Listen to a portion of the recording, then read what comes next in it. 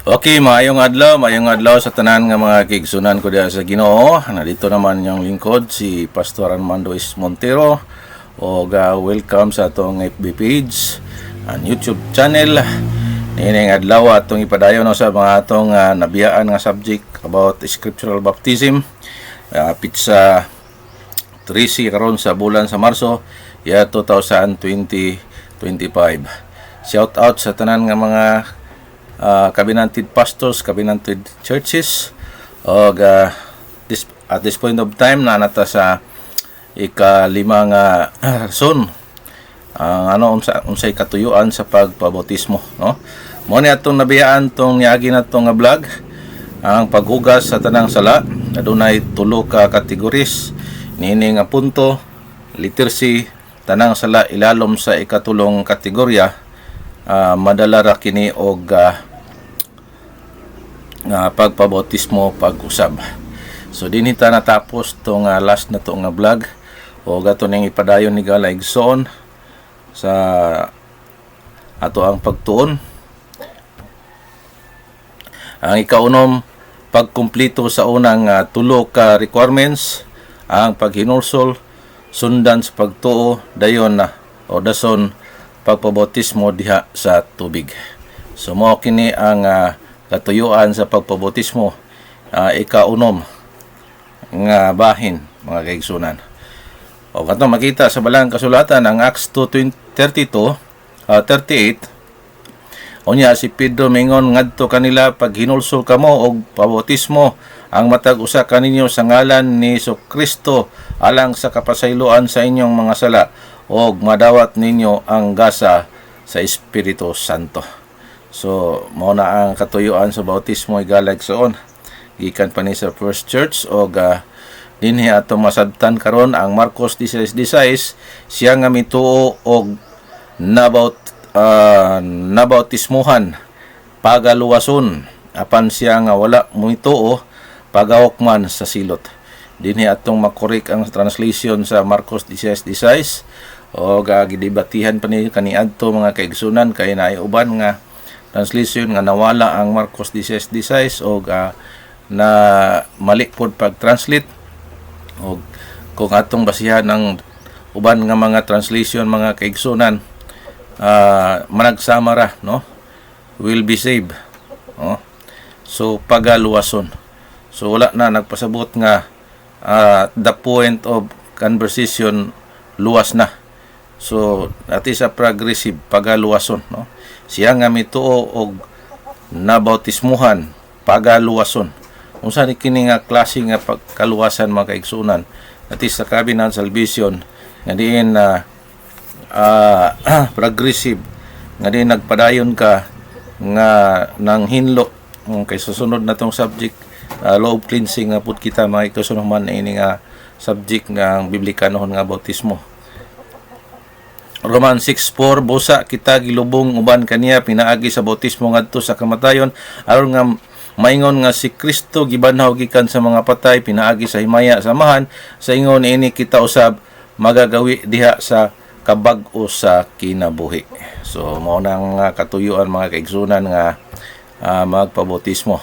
Ang katuyuan sa pagbautismo ika-7 nga bahin, pagsulob, pag-usab og sinina. Mao ni ang giterminuhan og rebaptism, needed sa mga members na nga nahubuan spiritually. So ang uban wala gyud kasabot mahitungod ining rebaptism, no? Abi nila kung gibautismuhan sa ubang relihiyon, mao na ang ilang nakatunan nga naay rebaptism. Pero kung doon na kay problema diha sa espirituhanon nga bahin, daghan kanag mga lapsis diha sa tubangan sa Dios, o gugaw na ang imong sinina, kung uban giubo na tungod sa kabugat na sa sala, so nagkinahanglan na siya og rebaptism mga kaigsunan. Tungod kay ang rebaptism mao nay solusyon nga makasinina kapag usab nga diha sa espirituhanon nga bahin.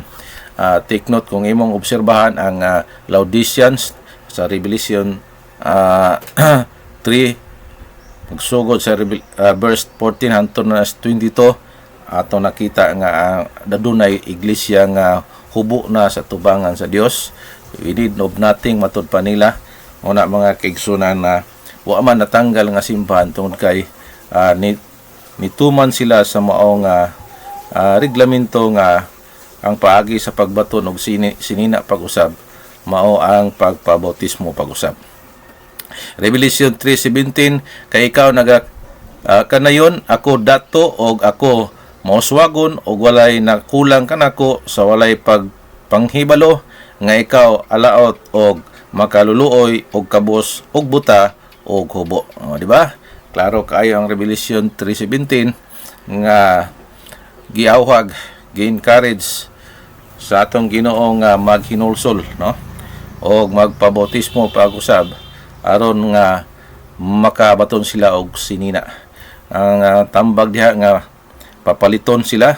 So diha ra pod gyapon sa iglesias tong Ginoo dili mo palit atong mga piki nga simbahan, no?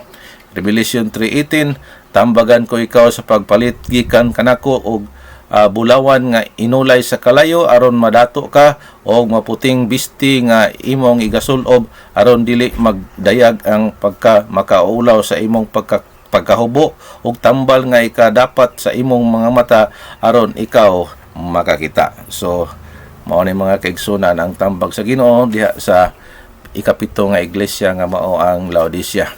Now, padayon ta ang katuyuan sa pagbautismo, pagsulob, pag-usab og sinina, ang hinungdan nakasala sa tulo ka bahin. Una, sa huna-huna, nakasala sa pagpanapaw o sa pagpakighilawas. Atong makita, i-jot down na ninyo ang Mateo 5:27 sa 28, Hebrews 13 verse 4, and second Timothy 2:22, mga kaigsunan. O ang Biblia nag-ingon sa Mateo 5:27, nakadungog kamo sa giingon sa karaanan ayaw pagpanapaw. Apan sultihan ko kamo nga bisan kadtong nagatan na og babae uban sa pagkaibog kaniya nanapaw na kaniya diha sa unod sa sulod sa ihang kaugalingong kasing-kasing. So mao na mga kaigsunan, wala pa nimo buhata na pa lang sa imong unahuna nakasala nakagpanapaw. Ang kaminyoon dungganon diha sa tanan og ang wala mahugawi nga higdaanan sa panagtiayon apan ang mga makihilawason ug ang mga mananapaw pagahukman unya sa Dios. Sa ikawalo nga bahin sa katuyuan sa bautismo, pagsulob, pag-usab og sinina kay nakasala sa tulo ka bahin. Sa ikaduha sa pulong sa mga pagsulti nga dautan. Imong mabasa na sa Mateo 15:18-20, Mateo 12:36 hangtod sa 37, and James chapter 3 verse 6. So niya ang pamahayag sa Biblia apan ang mga butang nga nagagula sa babaan gikan sa kasing-kasing og mao kini ang makapahugaw sa tao. So muna mga kaigsunan nga nagitay lob cleansing in and out ang pag-cleanse niini, no? Mateo 15:19, kay gikan sa kasing-kasing nagagula ang mga daotang hunahuna, pagbuno, panapaw, pakigilawas, pangawat, pagsaksig bakak, panulti sa pagbuling sa dungog. So grabe mga kaigsunan, say diha ta mabiktima, no? Mateo 15:20, mao kini ang mga butang nga makapahugaw sa tao apan ang pagkaon nga walay pang pangunaw sa kamot dili makapahugaw sa tao. Mateo 12:36, apan sultihan ko kamo nga ang matag pulong nga walay pulos nga isulti sa mga tao, magahatag sila niini og husay sa adlaw sa paghukom. So layabol ta sa atong mga pagpanulti mga kaigsunan og dili kita makalikay ni ana og pronta ni ana mo na nga nagkinahanglan kita og undergo sa law of cleansing aron nga maandam ang iglesia sa atong Ginoo. Mateo 12:37, kay pinaagi sa imo mga pulong pag matarongon ikaw o pinaagi sa imo mga pulong pagahukman ka sa silot. It is very clear like zone, no? So dugang pa James 3:6, ug ang dila mo'y usa ka kalayo ang kalibutan sa kalapasan busa sa ingon nga nga ang dila diha sa mga bahin sa atong lawas nga kini nagahugaw sa tibuok lawas o nagaduslit sa ligid sa kinaiyahan o kini giduslitan o kalayo sa gihina. Pastilan kini atong dila igaligso na makasala kay ni, no? Makasala ta sa una-una nya sa pulong kining dila peligro kayo tungod kay gikural ni, no? Gikural og ngipon na pagingabil pero nganong makagawas pagyud o na mga kaigsunan nga dili kita maka pangarasti, no? Dili ta makasulti og dili maayo. So naay solusyon ang Ginoo hingala igsoon. Nasa balaang kasulatan. Ikawalo nga bahin sa katuyuan sa bautismo, pagsulob pag-usab og sinina kay nakasala sa tulo ka bahin, so naan na sa buhat, no? Ganiya hunahuna og pulong og karon kining literacy nakasala diya sa buhat sa mga buhat nga dautan. So mabasa sa Biblia, diya kita makahimo og mga lapsis nga diin gibuhat na gyud. Apan ang mga butang nga magagula sa baba anha gikan sa kasing-kasing og mao kini ang magapahugaw sa tao. So gikan gyud sa kasuluran usa ma-demonstrate, no? Mateo 15 verse 19 kay gikan sa kasing-kasing nagagula ang mga daotang hunahuna, pagbuno, panapaw, pakigilawas, pangawat, pagsaksig, bakak, panulti sa pagbuling sa dungog, no? Muna gitawag nga character assassin. So mga Kristohanon, libre kayo mo assassin og karakter sa isig kaingon kay wa may korte diri sa kalibutan, no? Dili po ta pakasuhon, wa po'y mga abogado, mga judge diri, pero gitiman-an og tinakos na unya mga kaigsunan, mga tubang tao nya, no? O nga dali ra kay mo makapatay, nang itawag karakter assassin. Inyong gidaot ang dungog sa usa ka tawo, no? Muna mga kaigsunan, everyone of us shall give the account himself in the judgment seat of Christ. Mateo 15:20, mao kini ang mga butang nga makapahugaw sa tao, apan ang pagkaon nga walay pang pangunaw sa kamot dili makapahugaw sa tao. So wala na kay gimater ni Kristo ang kining outer nga kaimtang tungod kaya kaon ka nga hugaw ka imong kamot, ikaw ra may sakitag tiyan ana, no? Ikaw ra po'y madaot sa mga bakterya, dili man na makatakod sa uban. Kay ikaw ra may nakakaon nga wa ka ng hunaw. Pero kining contamination nga gikan sa kasing-kasing, imong isulti sa imong isig kaingon nga lami kais kumare imong natilawan, so sundugon po na, no? Nanapaw na po na, no? Dili sa amoa og among leader diri nga daghan kaig chicks, so iyang mga sakop daghan pog chicks kay makatakod na siya mga kaigsunan kining kahugawan nga gikan sa sulod. So mao na ato ang likayan. Galatians 5:19, karon dayag kaayo ang mga butang sa unod nga mao kini: panapaw, pakigilawas, kahugaw, kaulag, pagsimbag mga Dios, panglamat, mga dinumtanay, mga pakigbingkil, pangabubho, kapungot, iyahay, sinopakay, pundok-pundok. Verse 21, kasina, pagbuno, hubog-hubog, hudyaka, bahakhak, og mga butang nga maingon-ingon ini niana pasidan-an ko kamo sama sa ako na nga ipasidaan kaninyo kaniadto nga sila nga nagabuhat sa maong mga butang dili makapanunod sa gingharian sa Dios. So ang ayang ginato ni biyaan mga kaigsunan kung naa pa ni sa atong kaugalingon, no? Diin wala kini nahimong gipakamatay nimo, imong gipatay kay kini magong pagtuslob diha sa tubig, mao na ang pagpatay. Diha nimo gipatay o namana na ka og lain kay ang atong kalibutanon nga batasan, atong kalibutanon nga karakter kasupak sa Dios mo na atong unang bana.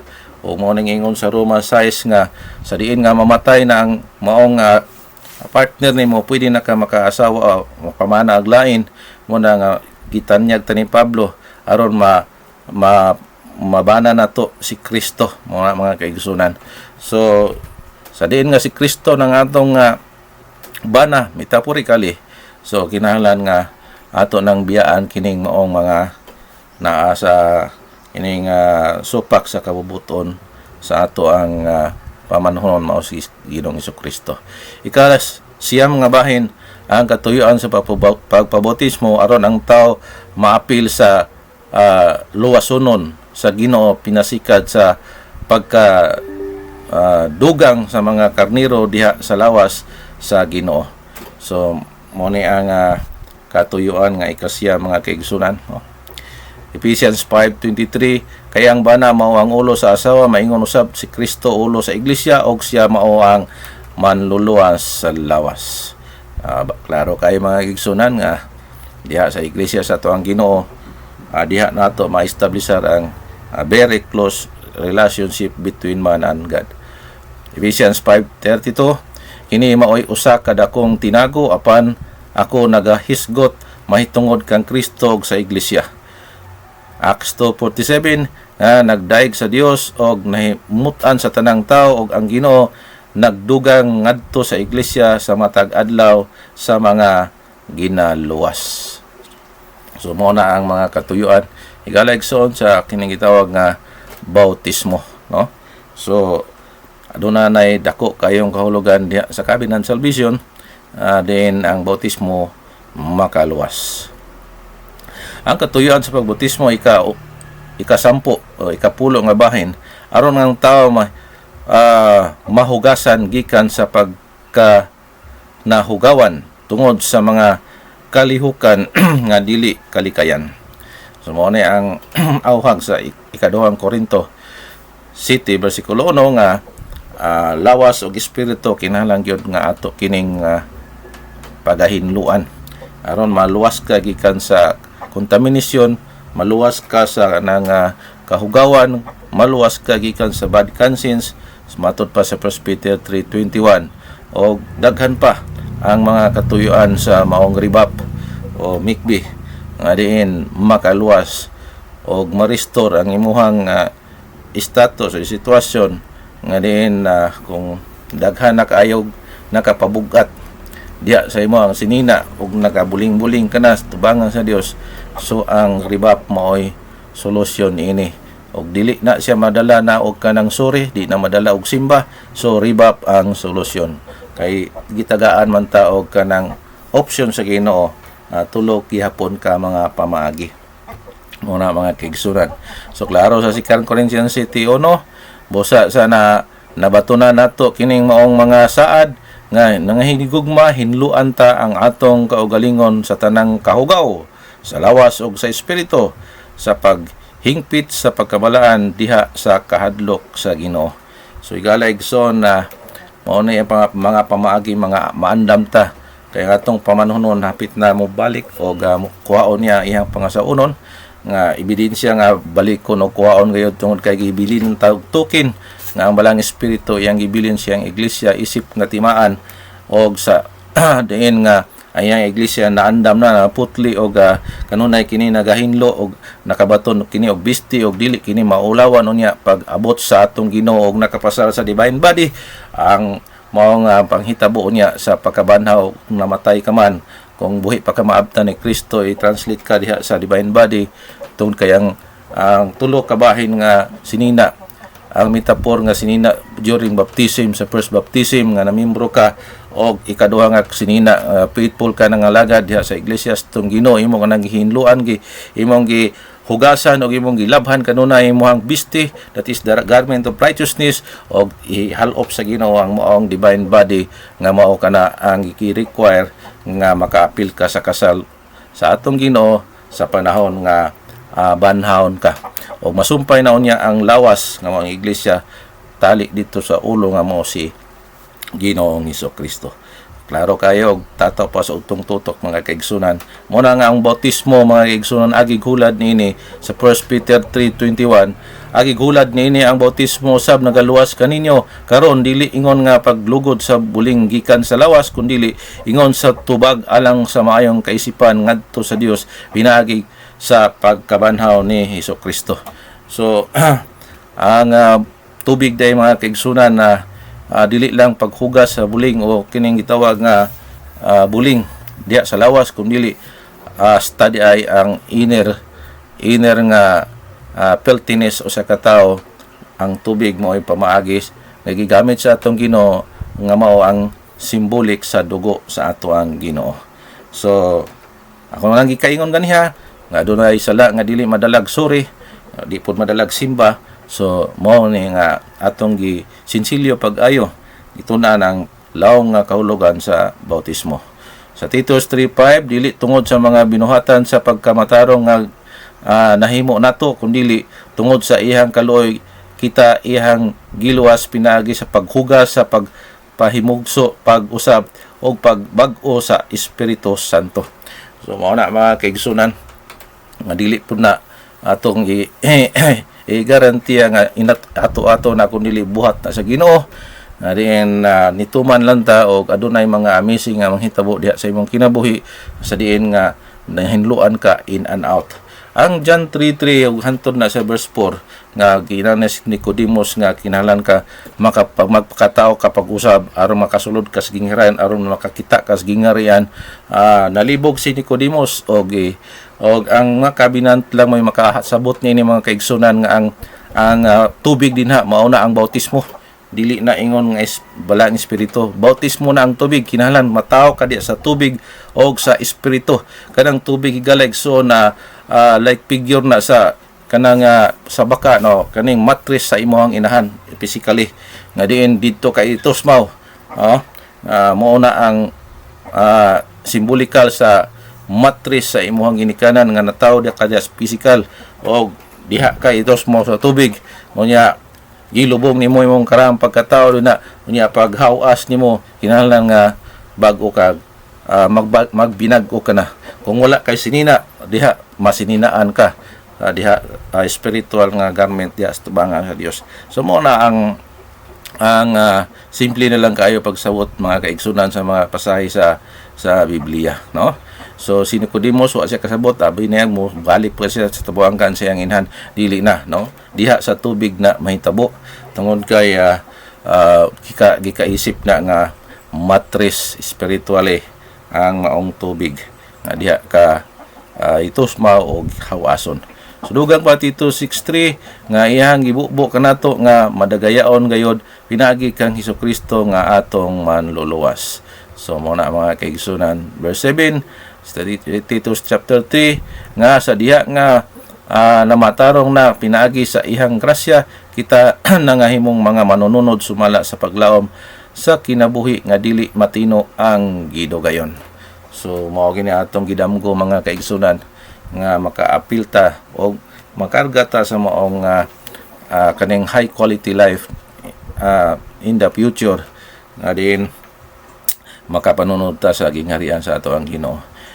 Verse 8, kini mao ang kasaligan nga pulong og kining mga butanga buot ko nga imong pamatud-an sa kanunay aron nga sila nga mingtuo diha sa Dios matinagdanon sa pagpadayon sa maayong mga binuhatan kini mga butanga maayo og mapuslanon ngadto sa mga tao. So gikinahanglan gyud nga makita gyud ang atong mga maayong binuhatan mga kaigsunan.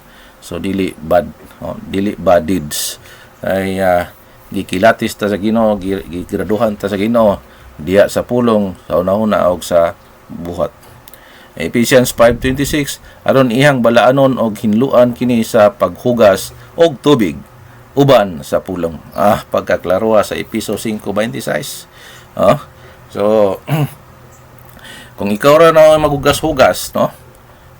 Walay pulos na, no? Ligo-ligo ra ka diha. Naay kanang pag-assist nga diin na pagalitokon pulong, no? atong makita dinhi nga naay tubig og pulong.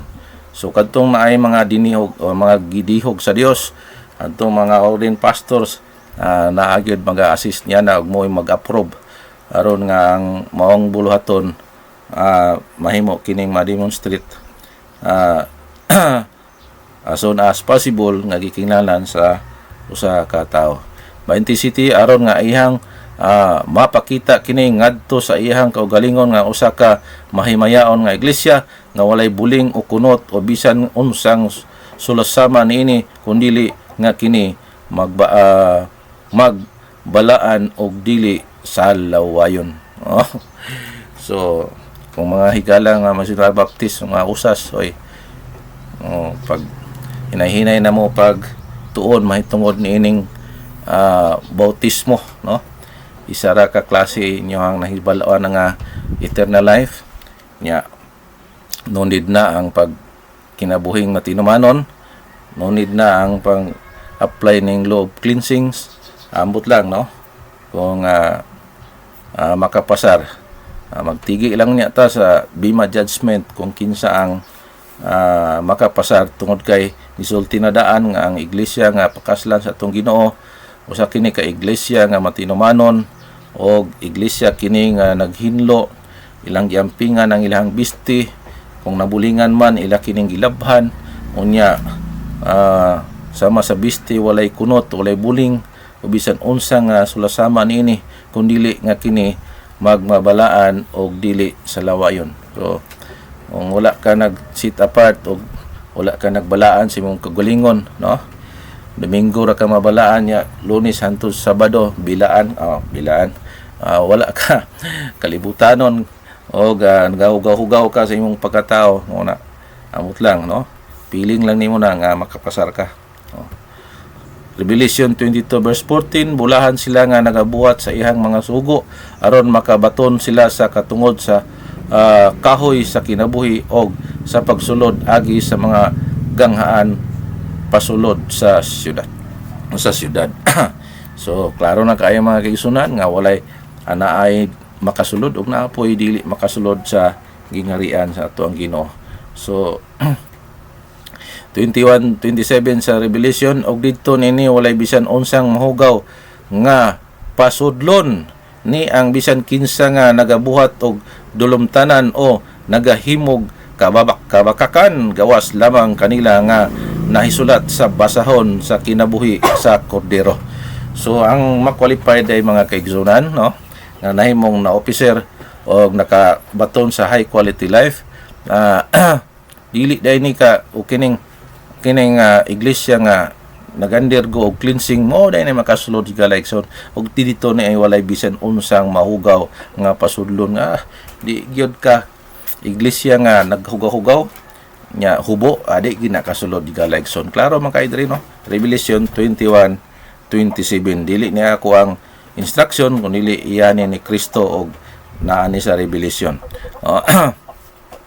So murag dili na to matapos siguro ni karon, murag tulod ni kabahin ni ato ang pagtuon sa scriptural baptism tungod kay taas-taas na ang akong vlog, no? So mga kaigsunan, diri lang siguro sa takutob sa ang katuyuan number 11, no? Ang katuyuan sa bautismo aron ang tao makasulod sa balaang syudad og may katungod sa pagkaon sa bunga sa kahoy sa kinabuhi. So mga kaigsunan, katong wa kapasar nga nakategorya og kanding dahon ra ilaha pero tong karnero unod gayod. So ato sang basahon ang mga pasahe sa Biblia bago nato kini nga i-cut off. Revelation 22 verse 14, bulahan sila nga nagabuhat og sa iyang mga sugo aron makabaton sila sa katungod sa kahoy sa kinabuhi og sa pagsulod agi sa mga pultaha sa mga pagsulod sa syudad. Revelation 2:7, siya nga may igdulungog kinahanglan magpatalingog sa sulti sa espiritu ngadto sa mga iglesia ngadto kaniya nga nagamadaogon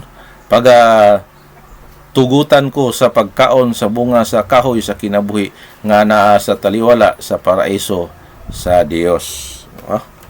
Bahinon man lagi ang mga niluwas atong Ginoo nasa Mateo 24, 25 man na, no? Nga sa walag tuo ang nasa tuo, kaniro ang nasa wala kanding. So ang kining dahon para lang daw kuno sa mga kanasuran. So dili kakaon ang kanding sa bunga, no? Hilig pugod, hilig guna pud og nga dahon ng kanding, no? Og dito nini walay bisan unsang mahugaw sa pagsulod ni ang bisan kinsa nga nagabuhat sa dulumtanan o nagahimog kabakakan gawas lamang kanila nga nasulat sa basahon sa kinabuhi sa kordero. So katong wala nakabasar, i-blotted out yun na igalayson. Proverbs 30 verse 12, adunay usa ka kaliwatan nga ulay sa kaugalingon nilang mga mata, apan wala mahugasi gikan sa ilhang pagkamahugaw. So naagi day mga pilingon, mga kaigsunan. Piling nila nga worth it sila, piling nila nga hinglo sila, piling nila nga pero hasta di ay hugawa. Nasa Proverbs 30 verse 12. So asa may maayo, no? Wala may mawala nato kung atong tun-an kining gitawag og rebaptism, mikbi. Wa po'y mawala nato kung undergo ta og cleansing. Dili naanoy daghang mahitabo nga kaibulongan diya sa imuhang kinabuhi. Muna mga kaigsunan, wala magikoy panahon. So sunod nga higayon atong hisgutan ang mga obligasyon human sa bautismo, no? Ang obligasyon human sa bautismo, nagpakita na rig number 1, magkinabuhi sa bag-ong kinabuhi. So ayaw kalimot pag subscribe mga kaigsunan o pag-like sa akong YouTube channel. Ininyo ubos nga lagad si Pastor Armando S. Montero, manamilit kaninyo. God bless your heart. Bye-bye.